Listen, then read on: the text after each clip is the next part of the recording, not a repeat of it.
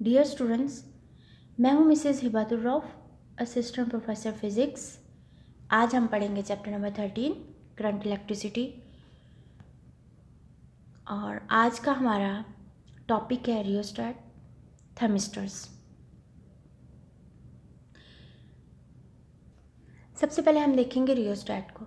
Rheostat क्या है? ये वेरिएबल रजिस्टर होता है, यानी जहाँ हमें किसी भी सर्किट में रेजिस्टेंस को वेरी करना हो, कि हम चाहते हैं कि उसकी वैल्यू फिक्स्ड ना हो, वेरी करे, तो हम रियोस्टेट को यूज़ कर सकते हैं। रियोस्टेट दो तरह से यूज़ होता है, एज ए वेरिएबल रजिस्टर और पोटेंशियल डिवाइडर के तौर पे। तो हम इसको देखेंगे कि इसकी डेफिनेशन क्या है, ये किस प्रिंसिपल पे, इसका प्रिंसिपल क्या है और इसकी वर्किंग कैसे होती है और कहाँ और कैसे यूज़ होता है। Rheostat is an electrical component that has an adjustable resistance, यानी वेरिएबल होगी और हम उसको अपनी मर्ज़ी से एडजस्ट कर सकते हैं।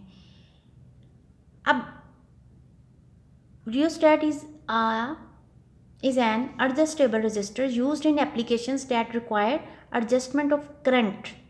किस लिए? कि अगर हमने करंट को एडजस्ट करना है तो हम रेजिस्टेंस को रियोस्टेट से रेजिस्टेंस को एडजस्ट करेंगे, या हम रेजिस्टेंस को वेरी करके इलेक्ट्रिकल सर्किट में हम उस रिक्वायर्ड वैल्यूज़ करंट की ले सकते हैं। अगर इसके साथ बैटरी लगा दी जाए तो एक स्पेशल टाइप ऑफ रियोस्टेट बन जाता है, जिसको हम पोटेंशियोमीटर या पोटेंशियल डिवाइडर कहते हैं।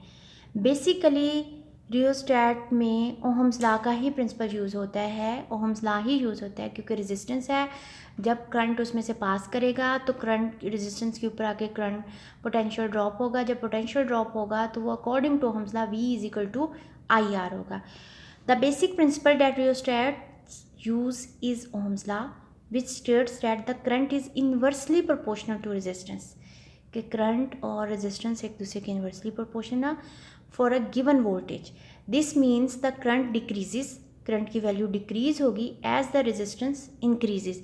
अगर हम रियोस्टेट से रेजिस्टेंस को इंक्रीज करेंगे तो उसकी करंट जो है वो डिक्रीज़ हो जाएगा, और इट इंक्रीजेज, यानी करंट की वैल्यू इंक्रीज़ होगी अगर हम रेजिस्टेंस को डिक्रीज़ करना शुरू कर दें।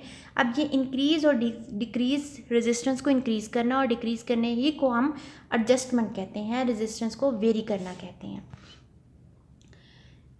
अब इसकी कंस्ट्रक्शन क्या है?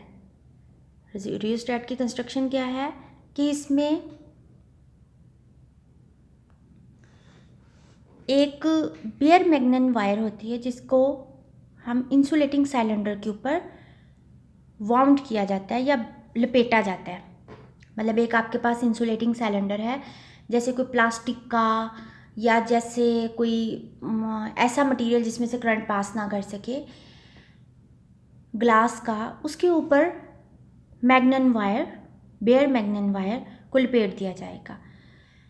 बिल्कुल उसी तरीके से जैसे आप धागे की नलकी को देखा है आपने, उसके ऊपर धागा लपेटा होता है, लेकिन धागे की नलकी में एक लेयर के ख़त्म होने के बाद फिर उसके ऊपर दूसरी लेयर लपेट दी जाती है। इसमें सिर्फ एक ही लेयर आएगी। हम वायर को लपेटना शुरू होंगे, जहाँ जाके सिलेंडर की लेंथ ख़त्म हो जाएगी, वायर को वहाँ काट देंगे, दो टर्मिनल बन जाएंगे। तीसरा टर्मिनल उसके ऊपर हम स्लाइडिंग कॉन्टैक्ट का बनाएंगे। The ends of the wire are connecting to a fixed terminals A and B। उनको हम दो फिक्स टर्मिनल्स A और B के साथ कनेक्ट कर देंगे। जो उसके ऊपर तार लपेटी है उसको A और B, आपके सामने दिखाया हुआ है, A और B दोनों के साथ। और C जो है उसको हम अटैच करेंगे, थर्ड टर्मिनल C एक अटैच करेंगे, जिसको हम स्लाइडिंग कॉन्टैक्ट कहेंगे, जो कि मूवेबल होगा, और वो मूव किसके ऊपर करेगा? इसी वायर के ऊपर।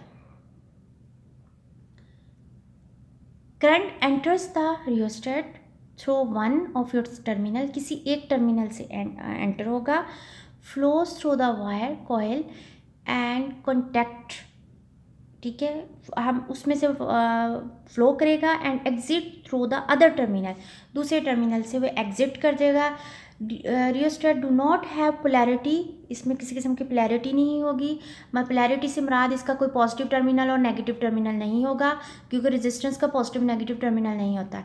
And operate the same when the terminal are reversed, अगर हम टर्मिनल को रिवर्स्ड कर दें तो भी उसमें कोई फ़र्क नहीं पड़ेगा। यही साबित कर रहा है कि इसकी पोलैरिटी नहीं होती।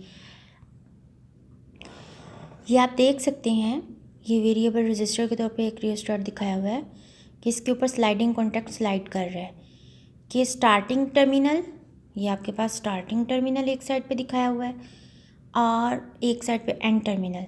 स्टार्टिंग टर्मिनल से एंड टर्मिनल की तरफ ऊपर स्लाइडिंग कॉन्टैक्ट मूव कर रहा है। जैसे जैसे मूव करता हुआ आगे जाएगा रेजिस्टेंस बढ़ती जाएगी, इसीलिए हम इसको वेरिएबल रेजिस्टेंस कहते हैं। ये आप एक और पैटर्न देख सकते हैं। ये देखिए, टर्मिनल ए से टर्मिनल बी की तरफ स्लाइडिंग कॉन्टैक्ट जा रहा है।